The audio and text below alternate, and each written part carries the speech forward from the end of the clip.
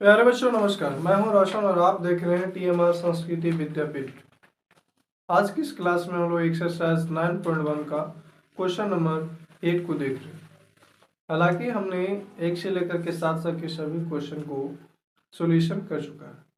अगर आपने नहीं देखा तो इसके प्लेलिस्ट में जाकर के देख सकते हैं और उससे सीखने का प्रयास करना अनिवार्य है। अगर नहीं सीखते हैं तो कोई फायदा नहीं है देखने से, वहीं पर छोड़ दीजिए।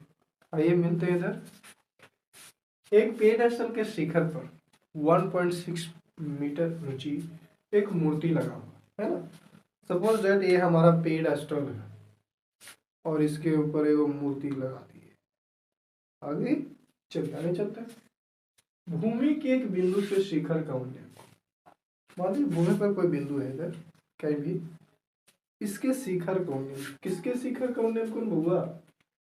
भूमि के एक बिंदु से शिखर का उन्नयन कोण, इसके शिखर का उन्नयन कोण, तो जो मूर्तियां लगा है इस मूर्तियां के शिखर का, शिखर बोले तो माथा के, उन्नयन कोण के डिग्री तो 60 डिग्री। आगे समझ में। अब इसके बाद क्या कहेगा? उसी बिंदु से इस पेड़स्थल के शिखर का उन्नयन कोण 45 डिग्री। और इसी चीज को और समझने के लिए हम कह सकते थे कि इस मूर्ति के, अब इसको ऊपर शिखर, ये कुछ हो गया पाद बिंदु, जो इसका पाद बिंदु है वो पेड़स्थल का शिखर बिंदु है। आई समझ में। जो इसका शिखर है तो शिखर ऊपर वाला तो आई है, पर जो पेड़स्थल का शिखर है वही उसका क्या है? पाद बिंदु है। किसका? मूर्ति का। आगे समझ। तो यहाँ हम लोगों को आसानी कर दिया है। पेड़स्थल के शिखर का उन्नयन कोण 45 डिग्री है। कितना डिग्री है? 45 डिग्री। तो बस इसी चीज को ये कह रहा है कि पेड़स्थल कितना ऊंचा है। मूर्तियां तो बता ही दिए हैं, आगे पेड़स्थल को बताइए। आइए मिलते हैं इनसे। तो सबसे पहले मान लेते हैं बाबू साहब कि पेड़स्थल की लंबाई ए बी, यानी सॉरी BC है। हमारा ये क्या है? पेड़स्थल। और इस पर क्या हमने किया है? ए बी एक प्रकार एक मूर्ति लगा दिया जिसका ऊंचाई 1.6 मीटर। आगे समझ में। साथ ही साथ इसका जो जमीन पर स्थित कोई बिंदु है हमने ओ मान लिया। जमीन पर स्थित बिंदु क्या माना? ओ माना। कोई दिक्कत है? अब देखिए ओ से सी के बीच की दूरी, बोले तो जो पेड़स्टल खड़ा था यहाँ पर पेड़स्टल था और इधर कोई बिंदु ओ है, ये दोनों के बीच की दूरी हमने x मान ली। और ये जो पेड़स्टल महाशय थे उनको हमने h बोला। क्या बोला? h। चलिए आगे चलते हैं। अब इस हिसाब से देख रहे हैं कि एक प्रकार की त्रिभुज निर्माण हो रहा है। तो क्वेश्चन में हमको दिया है कि दोनों का उन्नयन कोण दे दिया है। एक का उन्नयन कोण दिया है 45, दूसरे का 60। तो एक उन्नयन कोण का नाम क्या, कैसे लिखेंगे कोण का भाई? तो BOC 45 डिग्री और साथ ही साथ AOC के डिग्री 60 डिग्री। दो उन्नयन कोण दे दिया है।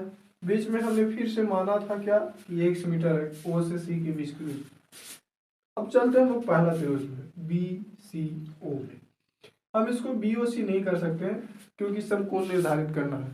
तो समकोण दिखाना हो तो जिसको समकोण दिखाना उसको बीच में रखना है, इसलिए हमने BCO कहा ना कि BOC कहा। BOC करने से हमारा 45 डिग्री हो जाता है जो कि समकोण नहीं होता, इसलिए हमारा BCO त्रिभुज बन गया। इसमें हमको पता है कि ये दोनों हमको निकालना है। एक्चुअल में हमको केवल ये निकालना है। तो हमको दिया क्या? हमको दिया भी नहीं कहा। इस त्रिभुज में क्या ऊपर वाला नहीं निकाल रहा है? कर्व निकालने के लिए हमें दो ही संबंध, ये वाला और ये वाला, दो ही पता है। तो हम बार बार बता चुके हैं कि जब भी ये पता कर लिए कि क्या क्या जरूरत है उसके अकॉर्डिंग उसका संबंध देखिए कि किसके साथ है, कौन कौन परिवार इसके साथ मिल रहा है। हो सकता है कोई ना कोई परिवार मिल जाए। तो ये देख रहे हैं लंब है क्योंकि कोण के अनुसार लंब ये हो गए, बजा जे चुटकुरवा आधार हो गया। अब लंब और आधार में संबंध होता है tan थीटा। किसका? tan theta. इसलिए tan थीटा बराबर लंब का मान हमारा BC और आधार का मान हमारा OC। तो BC और OC लिख दिए। अब देखिए थीटा का मान कितना है? तो जो हमारा उन्नयन कोण 45 था वही 45 हो जाएगा। BC को हमने h माना है अपनी सहूलियत की, और साथ ही साथ OC को माना है x अपनी सहूलियत के अनुसार से कि बात देखा जाएगा। या डायरेक्ट भी लिख सकते थे, कोई दिक्कत नहीं है। चलो अब आगे चलते हैं। अब क्या है 45 डिग्री का मान, सबसे पहले हम लोगों ने ये सब सीखा था कि किसका मान कितना क्या होता है, ठीक है। तो tan 45 का मान हमें 1 पता है। अब इधर एच बटा एक्स हो गया, इस अकॉर्डिंग क्या होगा, ये इधर जाएगा और ये इधर आएगा, तो तीसरा मल्टीप्लीकेशन करने पर, क्रॉस मल्टीप्लीकेशन करने पर क्या हो जाता है कि एच बराबर एक्स या एक्स बराबर एच, दोनों बात बराबर नहीं, 1 बराबर 2 करो, सॉरी 1 गुना 2 करो या फिर 2 गुना 1 करो, रिजल्ट तो 2 ही आएगा। आई समझ में। तो इसलिए इस हिसाब से हमारा एच का मान एक्स के मान के बराबर है। इसका मतलब ये हुआ कि ये फिगर इसके अकॉर्डिंग गलती हो जाएगा। क्यों होगा भाई, क्योंकि जब ये निकाल के आ रहा है कि एच का मान एक्स के मान बराबर है, तो ये देख रहे हैं बड़का हुआ, आई बुझने तनिक हो गया। इसका मतलब ये होता कि जो पेडास्टल की लंबाई है, हमने जो फिगर बनाएंगे वो गलत है। क्यों, क्योंकि इसके लंबाई के बराबर होना चाहिए, तो और थोड़ा बड़ा होता, उसके बाद ऊपर पेडास्टल लगता है तो फिगर और बड़ा बनता है। आगे समझ में। तो एक्स बराबर एच आ गया। अब समकोण त्रिभुज इसमें चलेंगे, ए सी ओ, सॉरी ए सी ओ, इधर से हमारा उन्नयन कोण 60 डिग्री इसमें मिल गया, 90 डिग्री ये है, तो tan थीटा फिर लगेगा, क्योंकि हमको फिर से लंब और आधार में देखना है। ये तो कभी कहीं नहीं रहा कि हम कितना दृष्टि रेखा क्या मिल रहा है, खुला खुला के देखना है तो कौन सी दृष्टि रेखा बन रही है, इससे इसको कोई मतलब नहीं है। इसका मतलब केवल इससे है कि हमको चाहे जैसे निकले। तो सांकेतिक फॉर्मूला के रूप में निकला कि एच का मान एक्स के बराबर है, पहला कौन सा, मतलब पहला त्रिभुज है। अब दूसरा त्रिभुज से हमको पता चलेगा क्या होगा, आ गई समझ में। तो दूसरा में भी चलेंगे वही, tan थीटा बराबर क्या होता है, लंब बटा आधार। अब कोण हमारा ये है, तो इस कोण के अनुसार हमारा AC लंब हो गया और OC आधार हो गया, तो इस प्रकार से AC बटा OC हो गया। अब देखिए थीटा का मान, थीटा हमारा उन्नयन कोण कितना 60 डिग्री। अब देखिए जो AC है, AC टूट गया है, बेचारा बिखर गया है ना। तो AC बना है AB प्लस BC से, AB प्लस BC से, तो इसीलिए इसको लिख देता हूँ AB प्लस BC और बटा मोसी तो है ये। अब इस मतलब ये है टोटल लंबाई A से C, AC। अब यहाँ पर क्या है B, तो AB हो गया क्या, मूर्ति हो गया। अब यहाँ से शुरू करेंगे फिर जी, तो B से फिर नीचे C, तो BC खत्म। लेकिन टोटल क्या गया था, लास्ट पॉइंट ना देखा था, बीच में मान लिया पोल, मान ली कि पुल बन गए, बीच में एक पोल गाड़ दिए, इधर पोल है इधर पोल है, ये तो बीच में सपोर्ट के लिए दिए। हमको जाना तो ऊपर ही है, इधर से अगर इधर जाना है तो आखिरी वाला, शुरू वाला और अंतिम वाला देखेंगे, बीच में कोई चीज कोई पता नहीं। आई समझ में। तो यही है, तो हमको ए और सी के बीच को देखना, तो लंब हो गया, साथ ही साथ वो सी का हो गया, आधार हो गया। अब देखिए tan 60 का मान हमें पता है कि √3 होता है, tan 60 का मान √3, कोई दिक्कत नहीं ना। अब ए बी का मान दिया हुआ, ए बी हमारा क्या है, मूर्ति है, और मूर्ति टुकुर टुकुर देख रहा है कि तो नहीं मिल के हमको निकल गया था, छोड़ दिया, अब पेडास्टल के पीछे लग गया है ना। तो ऐसे में बनाता है, जेकर माथा पर है वैसे गद्दारी कर रहा है, पेडास्टल के माथा पर नहीं जी, वो हल्ला कर रहा है कि हमको बार बार उठा के बजा देता है, बजा भी करेंगे। देखो 1.6 किसका है, मूर्ति का। अब बेचारा एज निकाल में हमारा आने वाला है ना, कोई दिक्कत है, कौन आने वाला है, एज। अब देखिए √3 गुना x करेंगे, क्यों, क्योंकि क्रॉस मल्टीप्लीकेशन यहाँ भी होगा, ये गुना हो जाएगा x से, ये हो जाएगा x से और ये x से, ठीक है, क्योंकि दोनों एक ही लग रहा है बोलने में।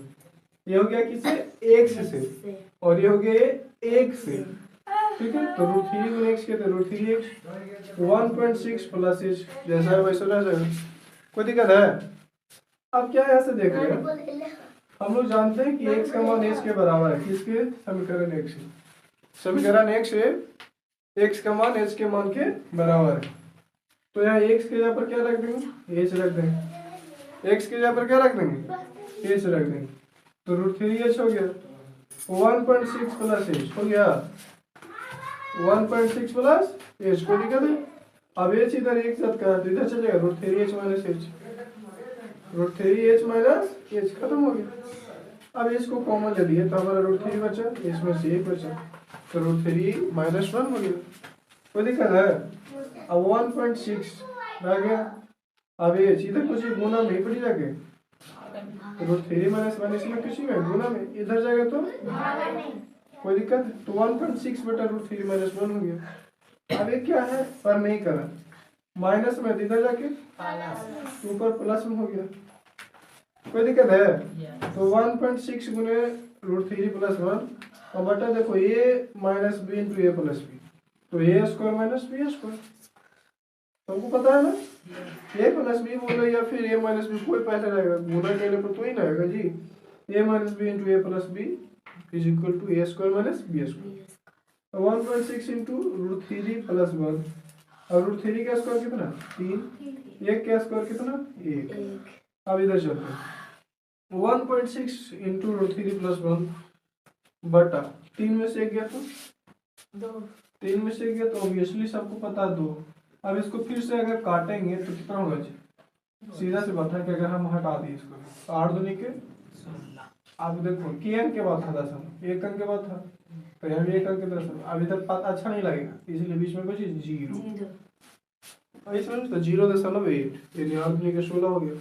अब 0.8 गुना 1.73 कब चीज आया हुआ, को पता है कि √3 का मान 1.732 होता है, सबको पता है। तो उसी चीज को रख दिया। अब 1 में 1.732 जुट गया, तो 1 और 1 मिल गया 2, तो हो गया 2.732। और इसको गुना करो, 8 दूनी का 16 बाकी में 1, 8 दिया 24, 1 25 बाकी में 2, कितना बचा 7 में जी, 8 7 56, 56 2 58 बाकी में 5, यही 2 ना 8 दूनी 16, 16 5 21। अब देखो दशमलव बढ़ गया, इन्हें 3 यानी 1 में मिलकर कितना 4 अंक के बाद, दशमलव के बाद इतना कितना था 1 2 3 इधर 1, अभी क्या एक ही ना है। अब दशमलव की हो गया 4 अंक के बाद होगा ना, 3 गो एने 1 एने 4 अंक के बाद 1 2 3 4, उसके बाद b। आई समझ में। तो यह हमारा मान आ गया किसका, पेडास्टल की लंबाई। आप कह ले चाचा खुश ना, हम माथा पर लीजिए कुछ देखा, हमरे चक्कर में तोर मान अलो है नितराई है ना ज्यादा, ना तो फिर उछाल के ऊपर ही बैठा लियो। आ गई समझ में। तो इस प्रकार से हमने एक्सरसाइज 8.1 उसको भूल ही नहीं रहे, क्या बात है, 9.1 का क्वेश्चन नंबर 8 तक पहुंच चुके हैं। पर आप क्या यहाँ तक पहुंच चुके हैं, इसका मतलब ये हुआ कि क्या आप लोगों ने मिलकर यहाँ तक का सफर मेरे साथ तय किया है कि नहीं। मतलब 8.1 से लेकर के 9.1 तक हम लोग पहुंच चुके हैं। तो क्या साथ साथ मिलकर पढ़ रहे हैं या नहीं पढ़ रहे, नहीं पढ़ रहे हैं तो गद्दारी मत करिए, अपने साथ जाइए और सीखने का प्रयास करिए। मिलते हैं इसी तरह के नए क्वेश्चन के साथ। जय हिंद जय भारत।